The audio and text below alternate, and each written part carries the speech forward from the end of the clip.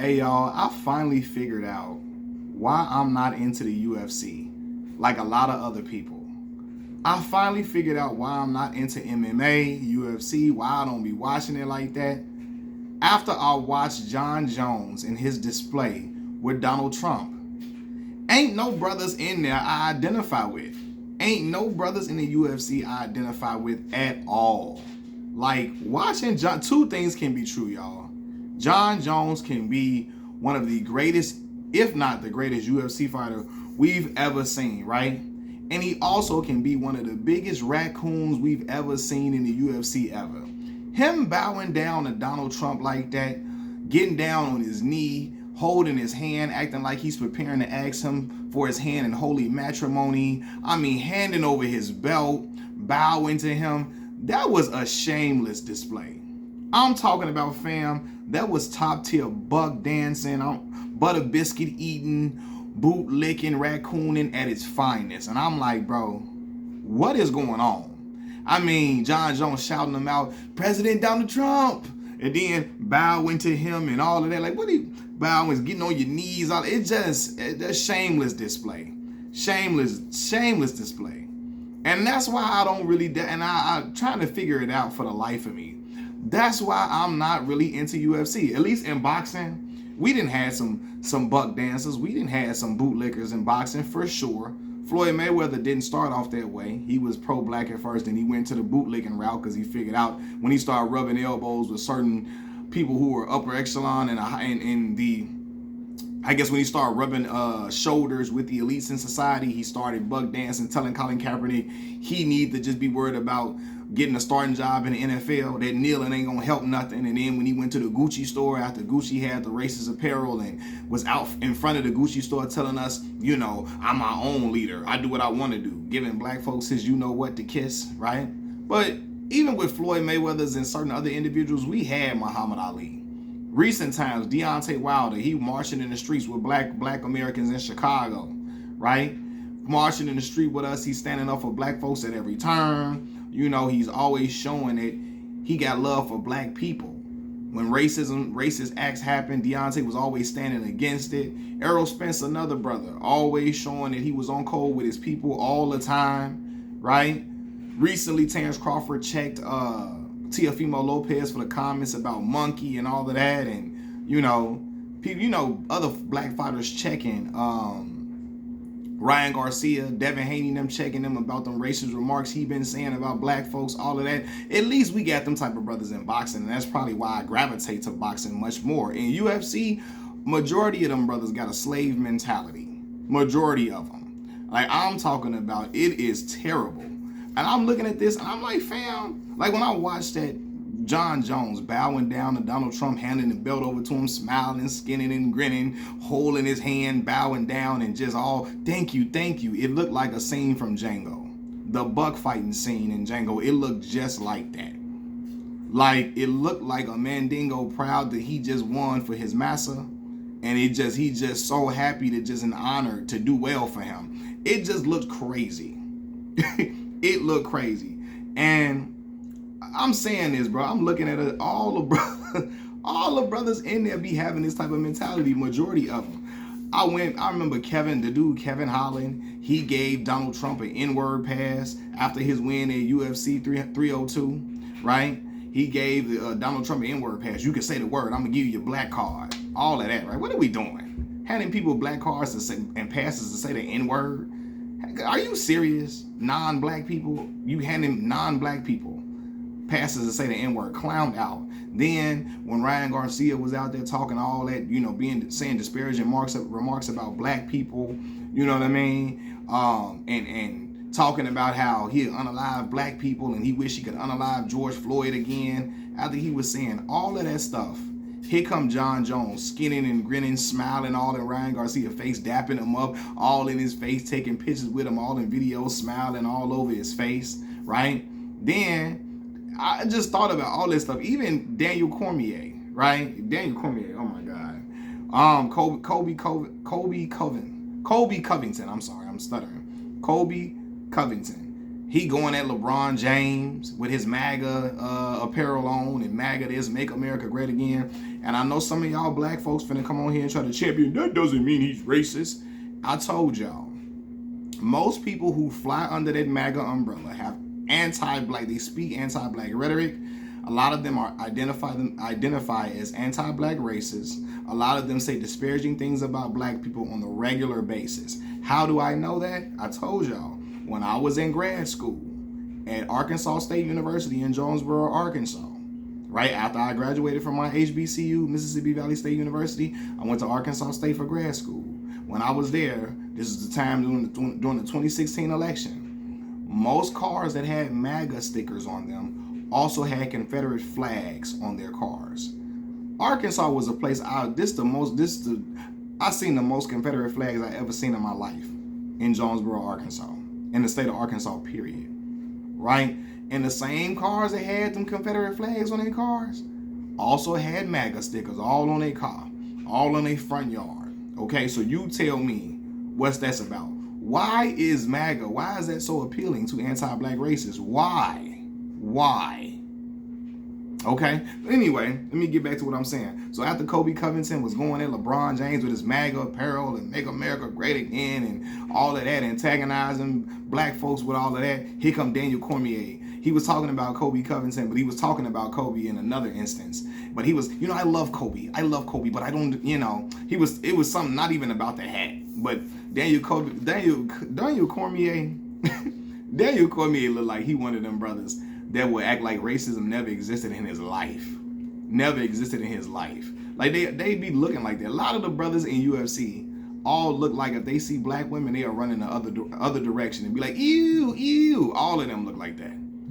All of them display that is the pheromones that come off of them. All of the brothers in UFC look like if they see a black woman, they running in the other direction and they're hiding. All of the UFC brothers look like winter soldiers. And I'm not talking about Captain America. You know what I'm referencing. They all like Tyrese Halliburton. Majority of them got that type. That's what they seem like. That's how they get down. And I be looking like all of them. That's why I'm not into the sport for real. The fan base be like that. UFC, the fan base, the fighters, they all have this anti-black racist aura around them. Again, look, Jon Jones doing all of that, bowing to Donald Trump, handing his belt over, all of that, in full tap dancing mode, shamelessly, while that whole crowd was chanting for Stipe to knock his black ass out. All of that, Donald Trump, kissing Donald Trump boots and feet and all of that. The whole crowd cheering for his black behind to get knocked into oblivion. You feel me? I'm telling you, that's why I never really gravitated towards UFC like that. And I know some of y'all gonna say, I know what y'all gonna say, well, you got a Boston Celtics hat on. I told y'all, man, the hat go with the green shirt, fam. I'm a young black man that like to wear hats that match my clothes. I'm 31 years old. Most young black dudes, we don't wear hats or sports teams just because we're fans. It just go with that. The hat go with the apparel, the clothes that I got on right now, right? Furthermore, I got to remind folks, Bill Russell, one of the most profound black men to ever grace professional sports, played for that organization as well. You feel me? So I got to remind people of that when I say it. Because you got the Celtics hat on. Yeah, I know the city of Boston is racist like an MF. And got deep roots of racism all throughout that city, 100%. But the Celtics organization, I think they hired the first black coach. It was Bill Russell. And then I believe they had the first black player on their team, the Celtics organization, specifically. I got to remind people of that because they be, you got the Celtics hat on and you talking pro-black. First of all, the hat matched the clothes, and I got to remind y'all of them facts about the Boston Celtics organization, right? But let me say this too, man. A lot of the UFC brothers be on this type of time, and that does not resonate it does not resonate with me. It doesn't. Again, we've had some bug dances. We had Tim Bradley in boxing. We've had some brothers that been anti-black that been on some raccoon time. We've had them guys, but we've also had other guys who are pro-black to counter that. Brothers that I felt like I was in alignment with, not as far as skill and ability, but with mindset. You know what I mean? The way we looked at our black people, the way we love black people. Deontay Wilder loved black folks. You feel me? And you can see it with how he moved, with how he talk about black people, with how he embraced black folks. All of the above. You see all of the above. You see the vigor with which he talks about black America and black people. I identify with that. Them UFC brothers, man, I'm telling you, all of them be on that type of time. And it's not surprising to me because, you know, Dana White is their boss. And Dana is MAGA as they come. You know what I mean? He is. And Dana, all of you can't convince me. I look, Dana, hey, I be looking at Dana like, cause Dana one of them white dudes who they super conservative and they think they're badass. I'm a badass, man. I'm a badass. Dana getting whooped. in a lot of different realms of life, he will get whooped. You know, but anyway, it don't surprise me. Dana White, they boss. And yeah, but I just watching Jon Jones put on that display, I'm like, yeah, see, this is why I don't be up in here watching this. This is why I don't be watching UFC like this. He's a great fighter, but I'm talking about is a supreme tap dancer. Tap dancing, I'm talking about tap dancing way better than Gregory Hines. And Gregory Hines wasn't on that raccoon behavior. You feel me? At all. So I want to clarify that. I want to clarify that. But you know, he was a tap dancer. And Jon Jones doing a different type of tap dancing. Tap dancing for them butter biscuits. You know, and I was like, yeah, this is why I don't be gravitating to it. And again, it's racist fans all throughout boxing too. It is 100%. But like I said, it's been black fighters who have stood with black people that made me feel good about the sport and made me feel like, yo, you know, it's black fighters that don't be on the anti-black stuff. That don't be talking down and don't be kissing up to racists. That don't be kissing the boots of people who are obviously racist and dog whistle to certain anti-black crowds. And they don't, you know, there's not a lot of racist overtones. You know, they don't, in their friend group, there's not a lot of racist overtones in the people they keep around them and all that. Like, come on. No. But in UFC, MMA, and again, probably because it's really not, when I say this, people going to get mad. UFC, the MMA is not a black man's arena. It's not a black man's sport like that. Now, I'm not saying that black people don't know martial arts, because I was in South Shore Martial Arts School when I was a little kid. I stopped going as a kid because I got interested in something else. But Larry C. Tankson in Chicago, Illinois, you know, martial arts master, Chicago, Illinois, South Side, South Shore neighborhood. He a black man, right? You know, it's a lot of black folks that are excellent in martial arts. Michael Jai White, a lot of them, right? But typically speaking, that sport, MMA and fighting under the UFC umbrella, this is not a black man's arena. Look at the audience and the fan base of the sport. How many when I say, how many black folks do y'all really be seeing really into UFC like that? It is. But in the crowds, and black folks got a different excitement around boxing than UFC. And again, probably because we got more people we can identify with in the sport. I'm not saying black folks don't watch UFC, because they are, right? But majority of the fan base and the aura around the sport is not black. It's a lot of it is anti-black, with a lot of the racist remarks and stuff that be going on all around the sport. And just the feel of it. If I was at a UFC fight, I'd probably feel uneasy like a mug. I'd be in there, hold on, man. I'm looking around. Who head I got to crack up in here for saying something? I feel like I'm going to hear the N-word just flying around up in there. I feel like somebody might try to call me the N-word or something, and I got to be on guard, and I'm not even watching the fight, because I'm seeing a brother over here with, you know, he got a Confederate flag on his clothes over here.